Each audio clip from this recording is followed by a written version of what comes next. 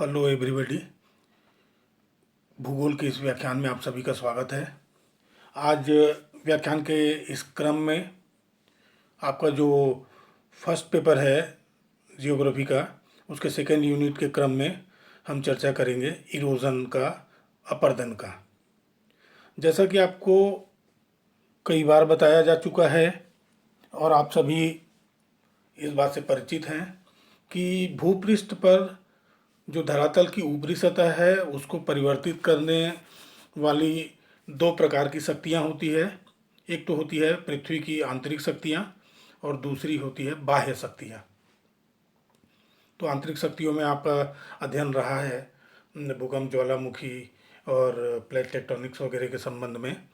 और बाह्य शक्तियों के अंतर्गत जो वातावरणीय कारक हैं वो जिम्मेदार रहते हैं। उनमें दो प्रकार की प्रक्रिया होती है।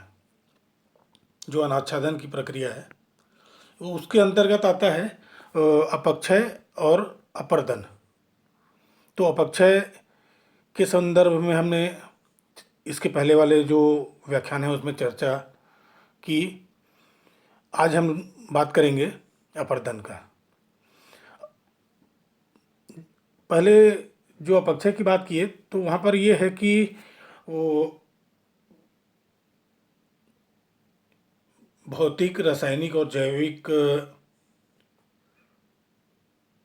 प्रक्रमों के द्वारा चट्टानी चूर्ण का अपने स्थान पर ही टूट फूट होना सामान्य तौर पे अपक्षय कहलाता है। उसमें जो मलबा है या पदार्थ है उसका परिवहन शामिल नहीं होता है। आज हम लोग जो चर्चा कर रहे हैं अपरदन का, उसमें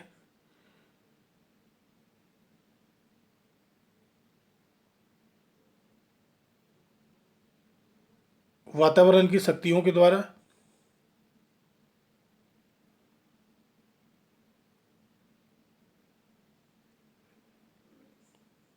जो धरातल या भूपृष्ठ में परिवर्तन होता है वो कैसे होता है, अपरदन क्या होता है, इसके बारे में बात करेंगे। देखिए, अपरदन वो अपरदन वह क्रिया है जिसके अंतर्गत अपरदन के बहुत सारे साधन होते हैं। जैसे नदी हो गया, वायु हो गई, हिमानी सागरी लहरें, भूमिगत जल। इन अपरदन के साधनों के द्वारा भूपटल, जो ऊपरी पटल है, से चट्टानी जो मलबा है उसको अलग करके उन्हें अपने साथ परिवहन करके दूर तक ले जाया जाता है। इस प्रकार घर्षण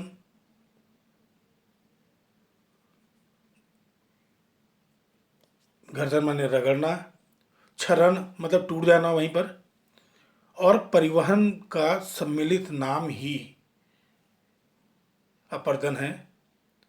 अपरदन की समस्त क्रिया में तीन कार्य होते हैं। जब भी अपरदन होता है तीन कार्य शामिल होते हैं। थोड़ा सा देखिएगा इसको। ये तीन प्रमुख कार्य हैं। ये पहला, अपक्षय द्वारा तैयार चट्टान का जो चूर्ण है उसको पहला काम होता है ग्रहण करना। पहले आपने पढ़ा कि चट्टान विभिन्न तरीके से वो अपने स्थान पे टूटते रहता है और वो तो टुकड़े टुकड़े में बदल जाता है। तो ये अपरदन में सबसे पहले किया ये जाता है कि वो जो अपक्षय द्वारा जो तो तैयार चट्टान या किस पत्थर वत्थर का जो जो जो भी चूर्ण है उसको एक्सेप्ट कर किया जाता है। दूसरा, जब वो एक पदार्थ ग्रहण हो जाता है तो वो उस प्राप्त पदार्थ को, मलबे को, एक स्थान से दूसरे स्थान पर परिवहन किया जाता है। और परिवहन होगा कैसे? उसमें कोई ना कोई कारक या साधन विद्यमान होगा। नदी, या तो नदी के द्वारा जाएगा, या तो वायु के द्वारा जाएगा, या तो हिमानी के द्वारा जाएगा। सागरीय लहरें हो सकती है, भूमिगत जल हो सकता है कारण। तो वो जो चट्टानी चूर्ण अपक्षय के द्वारा टूटा था एक जगह, उसको इन साधनों के द्वारा किसी दूसरे स्थान में ले जाया जाता है। और तीसरा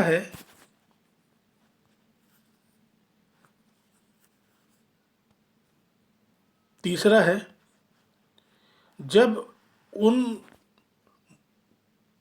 जो मटेरियल है या मलबा है उसको उस स्थान से कहीं दूसरे स्थान में ले जाया जाएगा तो उसमें आपसी घर्षण होगा, क्योंकि जो परिवहन किया जाएगा उसमें जो बेसिक सरफेस का काम करेगा वो ऑलरेडी भूपृष्ठ होगा या धरातल का सतह होगा। और उस सतह के ऊपर जब मटेरियल चलेगा तो आपसी संघर्ष होगा। दो चीज़ें होंगी। पहला, एक तो जो पृष्ठ है वो टकराएगा, घर्षण होगा और वो खरोचाएगा, रगड़ खाएगा।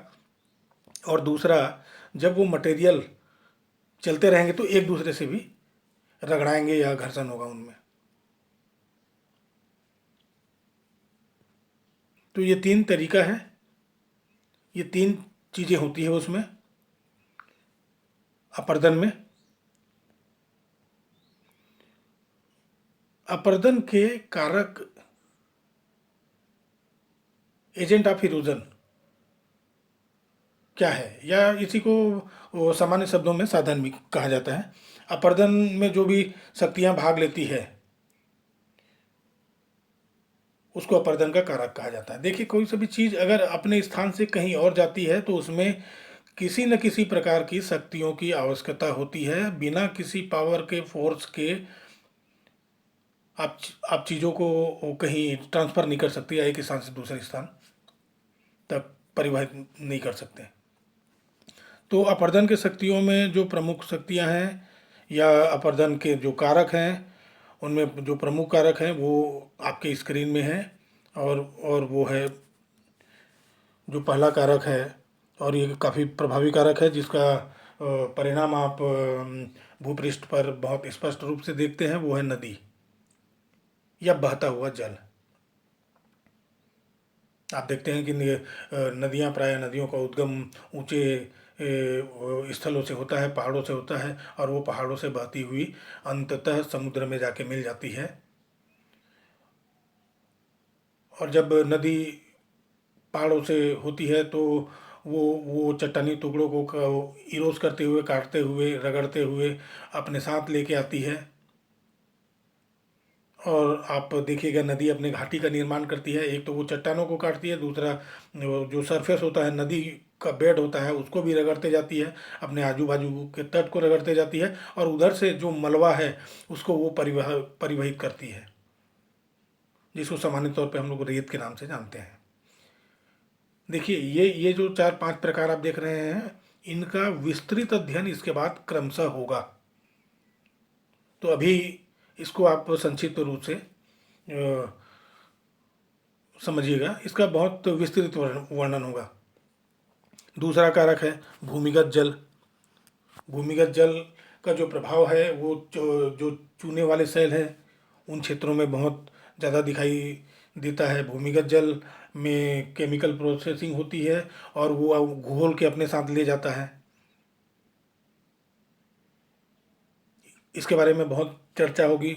अगर आप भूमिगत जल के कार्य को देखना चाहते हैं तो आपके नज़दीक में बस्तर है, वहाँ को कोटमसेर नामक जो जगह है वहाँ पर जाके वो ये जो अंडरग्राउंड मार्फोलॉजी है उसको आप देख सकते हैं। इसके बारे में चर्चा होगी, विस्तृत चर्चा होगी आगे। तीसरा जो अपर्दन का कारक है वो सागरीय लहरें हैं। सागरीय लहरें जब अपने तटों से टकराती है तो वहाँ पर जो चट्टान या जो वो ढाल है या अपने सागरी वहाँ पर जो भी मार्फोलॉजी है उससे टकराती है, और टकराती है तो उस शक्ति से इरोजन होता है। विभिन्न प्रकार की जो भू आकृति है वहाँ पर निर्मित होती है। अगला जो कारक है वो है पवन। पवन पवन एक बहुत शक्तिशाली कारक है। पवन अपक्षय द्वारा जो भी चट्टानी चूर्ण है उसको उठा के या बहा के एक स्थान से दूसरे स्थान ले जाता है। और इस क्रिया में धरातल का जो भूपृष्ठ है उसमें परिवर्तन आता है। पवन का जो कार्य है, हवा का जो कार्य है, ये आपको मरुस्थली डेजर्ट रीजन में बहुत स्पष्ट रूप से मिलेगा। मरुस्थली जो क्षेत्र हैं वहाँ पर इसके जो कार्य हैं वो आपको स्पष्ट रूप से भूपृष्ठ पर दिखाई देते हैं। बहुत प्रकार की आकृतियाँ बनती है। जब ये पवन के संबंध में अध्ययन करेंगे तो आपको दिखाया जाएगा चित्रमय माध्यम से, और इसके कार्यों का विस्तृत विवरण प्रस्तुत किया जाएगा।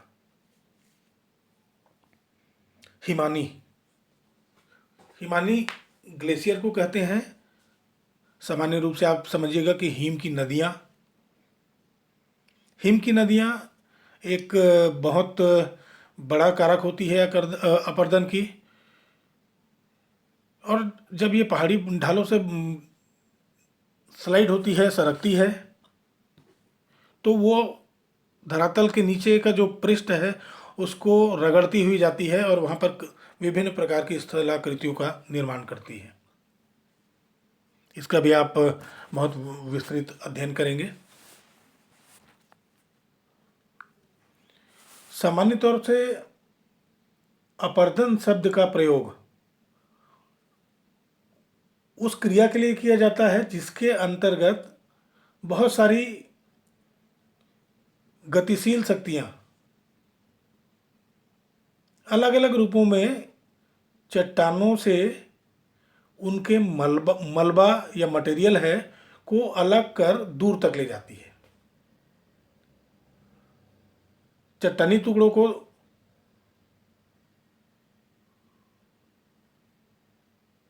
जो चट्टानी टुकड़े होते हैं वो दो तरीके से अपरदन का कार्य करते हैं। पहला तो ये है कि जो चट्टानी टुकड़े हैं आपस में टकरा के टूटते हैं जब वो चलते रहते हैं, जाते रहते हैं, परिवहित होते रहते हैं तो। और दूसरा है ये संपर्क में आने वाले धरातल को भी खुरसते हैं। ये दो तरीका होता है उनका। इनमें तीन चीज इम्पोर्टेंट होती है, ये शब्द को याद रखिएगा। पहला तो है घर्षण, और दूसरा क्षरण, और तीसरा परिवहन। ये तीन शब्द जो है वो अपरदन में बहुत मायने रखता है, और ये तीन क्रियाएं होती है उसमें। इस क्रम में को बढ़ाते हुए आगे चलते हैं। अपरदन के प्रकार। अपरदन के प्रकार ये आप स्क्रीन में देख रहे हैं। टाइप्स ऑफ इरोजन, 5 तरीके से अपरदन होता है। एक एक की चर्चा करेंगे संक्षिप्त में। इसका विस्तृत विवरण आपको आगे के जो चैप्टर्स हैं उसमें मिलेंगे। पहला है घोलीकरण या संक्षारण। इसको सॉल्यूशन भी कहा जाता है। इसको समझिएगा कि ये घोलीकरण होता क्या है। यह जल के द्वारा होने वाली एक रासायनिक क्रिया है जो चट्टान में मिले हुए खनिजों को घोलकर अपने साथ मिला लेता है। देखिए जो चट्टान होता है उसमें कई प्रकार की रासायनिक पदार्थ मिले होते हैं, और जब उसका संपर्क पानी से होता है तो घोलीकरण की क्रिया होती है और पानी अपने में मिला लेता है। इस तरह से अपरदन हो सकता है। और फिर वो बह गया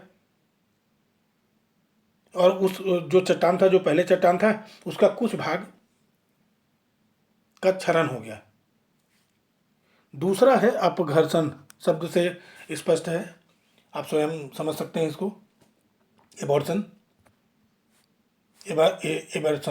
सॉरी।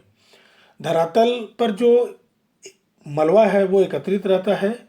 उस एकत्रित मलबे को जब अपर्दन के कारक नदी इसका इसके पहले आपको बताया गया है, नदी, हिमानी, वायु, हाँ, और बहता जल हो गया, भूमिगत जल हो गया। तो धरातल पर कहीं पर वो पड़ा रहता है, एकत्रित मलबा है, उसको अपर्दन के ये जो साधन है वो बहा के ले जाते हैं। तो जो मार्ग है, मार्ग में बड़े बड़े शिलाखंड जो होते हैं वो धरातल को खुरसते रहते हैं, उसको आप कहते हैं अपघर्षण। अपघर्षण मतलब घर्षण टू घर्षण। तीसरा है जलगति क्रिया। जलगति क्रिया वाकई में एक मैकेनिकल मेथड है, एक यांत्रिक तरीका है। इसमें बहता हुआ जो जल है वो अपने वेग और दाब के कारण, अब पहला तो अपनी स्पीड और दूसरा अपने दबाव के कारण, जो रास्ते में जो भी चट्टान आता है, चट्टानी कण है, उसको अपने साथ बहाकर ले जाता है। इसको कहा जाता है जलगति क्रिया। और चौथा है सन्निघर्षण या रगड़ाना।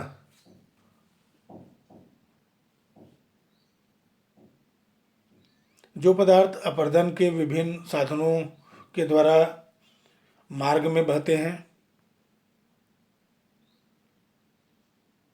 स्वयं एक दूसरे से टकराते रहते हैं, जिससे उनका तथा धरातल का और अधिक अपर्दन होता है।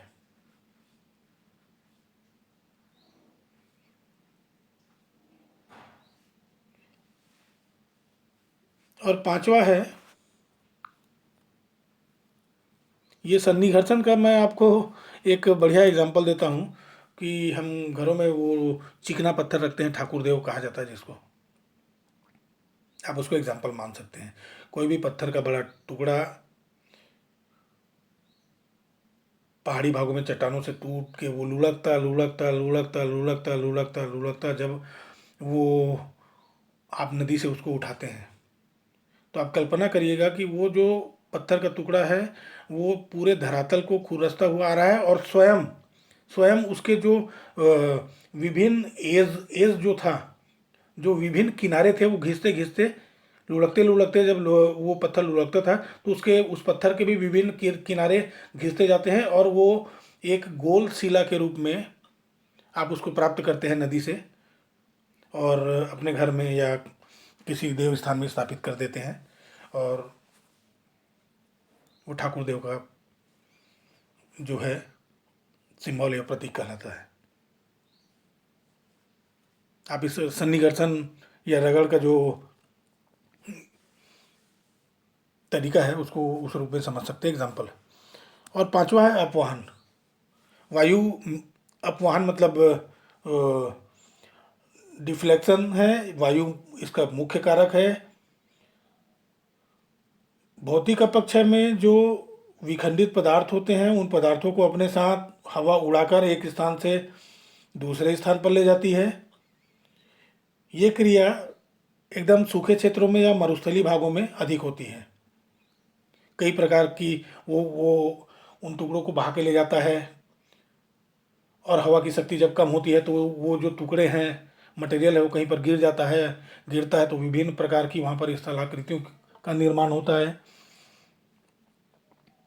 जब आप वायु अपर्दन के बारे में स्पेशली पढ़ेंगे तो आपको बताया जाएगा कि कई प्रकार के सैंड ड्यून्स का निर्माण होता है। आप फिल्मों में या टेलीविज़न में मरुस्थलों में देखते हैं कि विभिन्न स्थलाकृतियाँ दिखाई देती है। इनके बारे में विस्तृत चर्चा किया जाएगा। तो होता ये है कि जो अपर्दन है ये वास्तव में वायुमंडलीय जो कारक हैं उसके द्वारा संपन्न होता है, और वायुमंडलीय कारकों में जो प्रमुख रूप से अपर्दन के लिए जिम्मेदार कारक है वो नदी, बहता हुआ जल जो हो गया, वायु हो गया, हिमानी सागरी लहरें, भूमिगत जल, ये प्रमुख कारकों में गिने जाते हैं या साधन हैं अपर्दन के। और इन 5 जो प्रकार अपर्दन के हैं उनके द्वारा वो धरातल पर विभिन्न प्रकार की धरातल आकृतियाँ उत्पन्न करते हैं। ये धरातल भूपृष्ठ पर परिवर्तन लाने वाले बल हैं और उसको इस रूप से समझा जाना चाहिए। ये जो आपके समक्ष प्रस्तुत पावर पॉइंट है, इसको प्रिपेयर किया अंजनी पटेल ने, हमारी विभागीय सहयोगी है। मैं उसको धन्यवाद करता हूँ। आप सभी को धन्यवाद करता हूँ कि आप गंभीरता से इस संक्षिप्त व्याख्यान में शामिल हुए। और अगले क्रम में हम विस्तृत चर्चा के लिए अपने आप को तैयार रखें। आज के लिए बस इतना ही, जल्द मिलेंगे। आप सभी का धन्यवाद।